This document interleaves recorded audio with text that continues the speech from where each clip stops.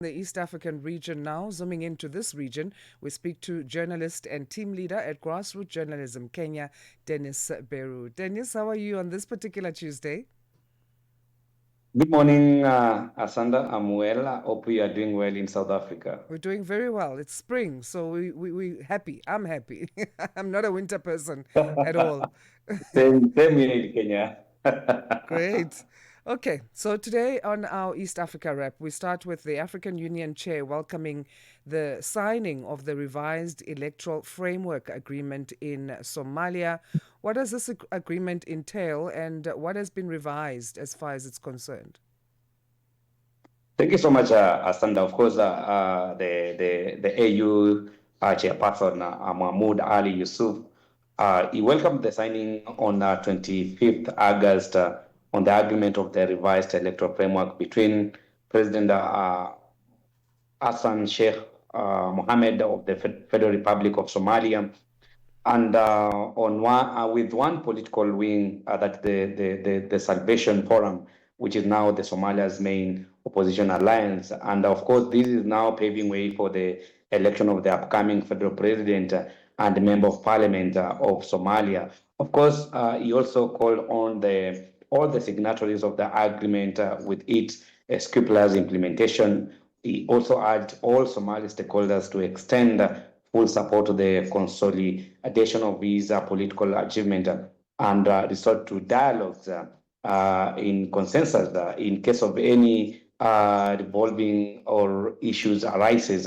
in the electoral process. Of course, the chairperson also encouraged, the international community to continue supporting the democratic and state building process in Somalia in accordance with the defined by the Somali institution. Of course, these are very critical moments for Somalia because, of course, we've seen the resurgence of the jihadist groups ahead of the general election. What does the nod then from His Excellency Mahmoud Ali Yusuf mean in terms of support for Somalia? How should we view that?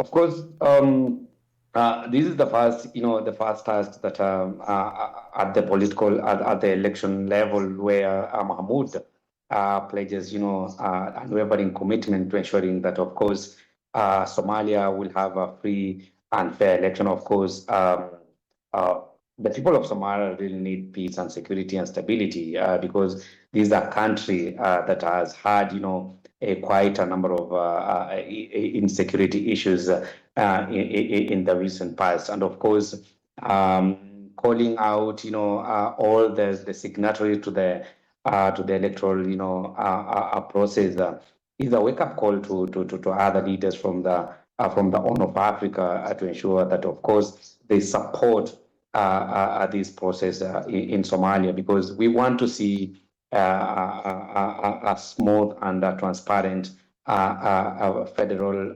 election for president and the members of parliament in Somalia. In staying with the country, Somalia, Egypt will deploy troops to the country by the end of the year, as you touch on security issues there. And this is part of the African Union showing support to stabilize Somalia.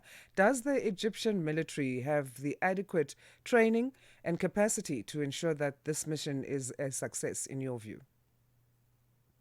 Of course, in my views, Egypt has one of the best, military equipment in Africa, and coming in to support the departing Burundi forces to support the Somalian forces. Of course, um, the Egyptian contingent will join the African support and the stabilization mission in Somalia, the AWSOM, which is tasking backing the Somali government and ensuring that, of course, they are fighting the armed groups and also supporting the long-term peace effort that the African Union through the AWSOM has been putting. Of course, the Somalia's defense minister, he welcomed the completion of our training for the Egyptian military unit designated to take part in the AWSOM, calling it a sign of Egypt, of course, growing commitment to peace, stability in the Horn of Africa region. Let's go to Mozambique and Rwanda now. They've signed a status of forces agreement in Kigali. What will this mean for Rwandan troops that are in Mozambique? Thank you so much. Of course, Mozambique and Rwanda are coming up with the status of forces, agreement, the SOFA, on Wednesday in Kigali, Rwanda, establishing the legal framework for the Rwandan troops deployed to support. Of course, we've seen what has been happening in Mozambique, the counter-terrorism operation in Cabo Delgado, and the Office of the President of the Mozambique has really confirmed this. Of course, this is an effort, Asanda, to ensure that, of course, Mozambique is being helped to ensure that they're now countering the terrorism that we've seen, destabilize some of the regions that has a lot of minerals. Of course, we are talking about the Uvilili district whereby we've seen the jihadist groups that is linked to the Al Qaeda and the Somalis, Al Shabaab, have been terrorizing and killing, targeting military officers and also the civilian. And the agreement that has been signed between the two countries, we will see now the full cooperation in ensuring that, of course, they bring that aspect of peace, stability in the oil-rich region. Also, staying with Rwanda, the country has accepted 7 people from the US as part of a deportation deal. Recently in the news, we know that similar moves were made by Eswatini as well as South Sudan. But how does this relate to security issues on the continent, and what kind of power does it yield for these host countries in terms of negotiations on other issues with the US? Yeah, of course, Sanda, the 7 deportees that Rwanda has accepted is part of 250 deportees that Rwanda agreed to accept from the Trump administration. Of course, you've mentioned that some of the countries that really wanted part of this agreement in South Sudan and Eswatini. And of course, this is a part of the agreement that Rwanda signed a lucrative deal in 2022 to accept migrants from Britain, only for the agreement to be scrapped with labor power. And you see, Asanda, now Kigali agreeing to the Washington because, of course, we've seen the Rwandan family has experienced the hardship of displacement, and you've seen the Rwanda activist who was tasked for, who said, he want to be mentioned that, of course, this is the pressure that has been mounted to Rwanda to ensure that, of course, they accept this deal from the US government. And of course,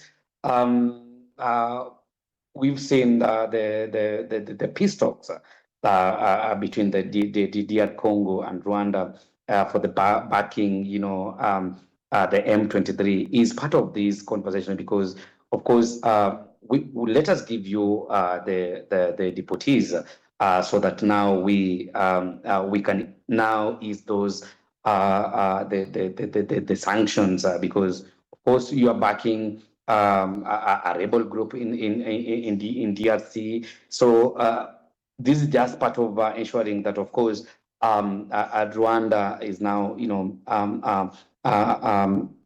singing to the tune of Trump administration. And of course, out of the 7, we have seen some of them agreeing to stay, and some have decided to go back to their origin countries. And we are going to see more development on the same because we expect more deportees to Kigali. Let's move to Uganda now, where jailed Ugandan opposition leader Kizza Besigye has boycotted the start of his treason trial that began yesterday. He is accusing the judge of bias. Given the reputation of the country on its failing human rights, is this hard to believe that the judge would have bias? Of course, Asanda, from BCJ's side, they believe that Judge Baguma is biased because BCJ has been in detention for over 10 months now. And of course, together with his aide, Obeda Lutaren, the trial was supposed to start on Monday. But, the defendant decided to boycott proceeding after Judge Baguma Emmanuel refused to recuse himself. And the attorney, Ronnie Kiza, told reporters, of course, refusing to give Bessie J a bail is part of what is seen as a biased and Besij's team believes that Judge Emmanuel Bakuma should not be part of this process because that is his constitutional right to be to be released on bail, and we are going to see a very unique development on this because elections are now coming up in Uganda, and the current president, Yoweri Museveni, who is 80-year-old, is seeking another re-election. And of course, people believe that this could be a strategy to ensure that he wins smoothly. All right, we'll leave it on that note for today. Dennis, it's always great having these catch up sessions with you, and you must have a great day. Okay, you too. Thank you so much. Great, and then that story, it remains to be seen if the judge could be recused. Is that something that's possible? We don't know. We'll be following that story as well as the others that we covered on our East Africa Wrap. Dennis Beru is a journalist and team leader at Grassroot Journalism Kenya. He is our resident analyst for the East African region on Tuesdays. It's time now for our news headlines, 6:30 Central African time. Let's say good morning to Nolutando Butelezi again.